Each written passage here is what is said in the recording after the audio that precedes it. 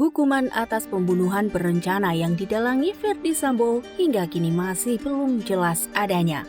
Hal ini pun menimbulkan perdebatan publik bila dibandingkan dengan kasus pembunuhan yang dilakukan Brigadir Medi beberapa tahun silam. Tentu, kasus pembunuhan berencana yang dilakukan Ferdy Sambo juga tak kalah sadisnya. Tak heran, banyak pihak yang kemudian membandingkan hukuman yang diterima keduanya.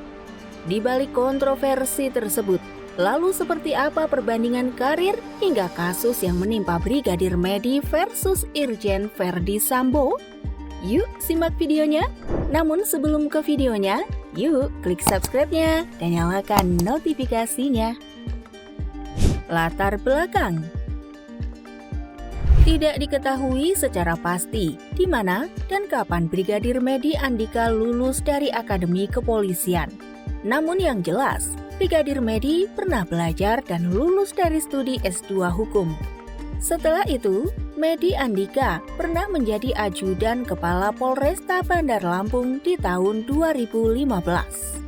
Puncaknya, ia menjalani dinas di bagian Provos Polresta Bandar Lampung hingga mengalami kenaikan pangkat menjadi brigadir. Adapun Ferdy Sambo lulus dari Akademi Kepolisian pada tahun 1994. Sosok yang pernah menimba ilmu di Sekolah Tinggi Ilmu Kepolisian pada 2003 itu mencapai puncak kesuksesan pada tahun 2020. Saat itu, ia yang sebelumnya menjadi Direktur Tindak Pidana Umum Dirtipidum Barreskrim Polri, berhasil naik jabatan menjadi Kadif Propam Polri.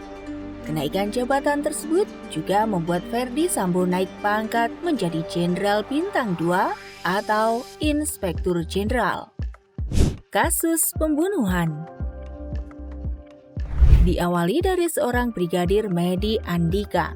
Di tahun 2017 lalu, dirinya terjerat kasus pembunuhan disertai mutilasi. Brigadir Medi dinyatakan sebagai tersangka atas tewasnya M. Pansor, anggota DPRD Bandar Lampung. Brigadir Medi membunuh M. Pansor dengan begitu keji dan terencana. Alhasil, dirinya dituntut hukuman mati sebagaimana yang diatur pada pasal 340 KUHP. Berbeda dengan Brigadir Medi, kasus pembunuhan yang dilakukan Ferdy Sambo belum lama terjadi.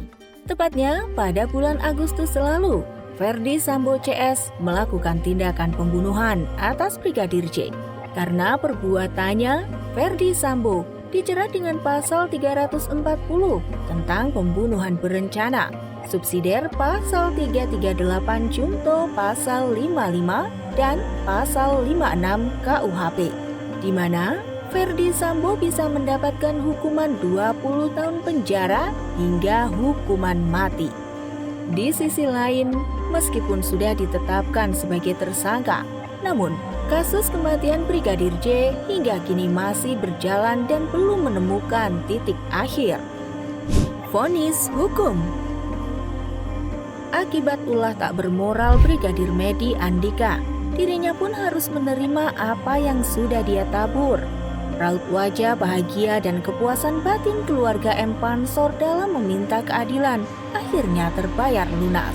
Brigadir Medi Andika akhirnya menerima hukuman setimpal dengan perbuatannya. Ia divonis hukuman mati sesuai dengan tuntutan jaksa penuntut umum sebelumnya. Sementara, hukuman yang diberikan kepada Ferdy Sambo masih belum jelas hingga kini.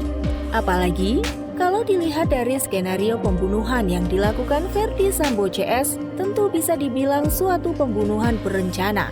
Dan sudah seharusnya hukuman yang pantas untuk Ferdy Sambo ialah hukuman yang sama seperti Brigadir Medi, yakni hukuman mati.